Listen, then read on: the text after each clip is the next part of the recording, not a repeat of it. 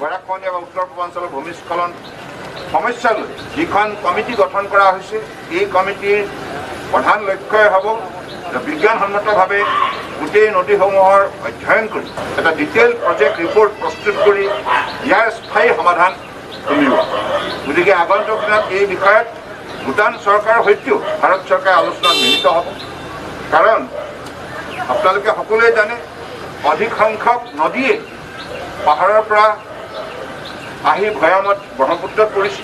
গতিকে ফলত যিমান পৰিমাণৰ পানী এই নদীসমূহে ব্ৰহ্মপুত্ৰক দিয়ে সেইমতে ব্ৰহ্মপুত্ৰৰ গভীৰতা নথকাৰ বাবে ব্ৰহ্মপুত্ৰৰ এই পানী লোড ল'ব নোৱাৰা হয়। ফলত চৌদিশে বানপানীৰ সৃষ্টি হয় আৰু বেক ৱাটাৰ ইয়াত বিভিন্ন ঠাইত বিচৰিত হৈ পৰে। ফলত বিভিন্ন গাঁও বিভিন্ন চহৰ বিশেষভাৱে বানপানীৰ দ্বাৰা ক্ষতিগ্ৰস্ত হয়, লক্ষ লক্ষ জনসাধাৰণ ক্ষতিগ্ৰস্ত হয়। গতিকে এইভাবে আগন্তুক দিনত এইটো এটা ৰাষ্ট্ৰীয় সমস্যা হিচাপে গণ্য কৰি মাননীয় প্ৰধানমন্ত্ৰী ডাঙৰীয়াই এই বিষয়টোক এনেধৰণে অগ্ৰাধিকাৰ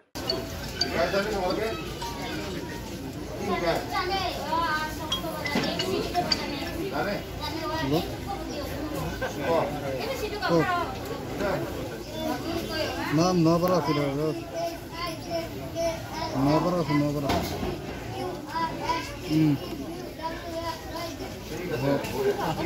Sudah.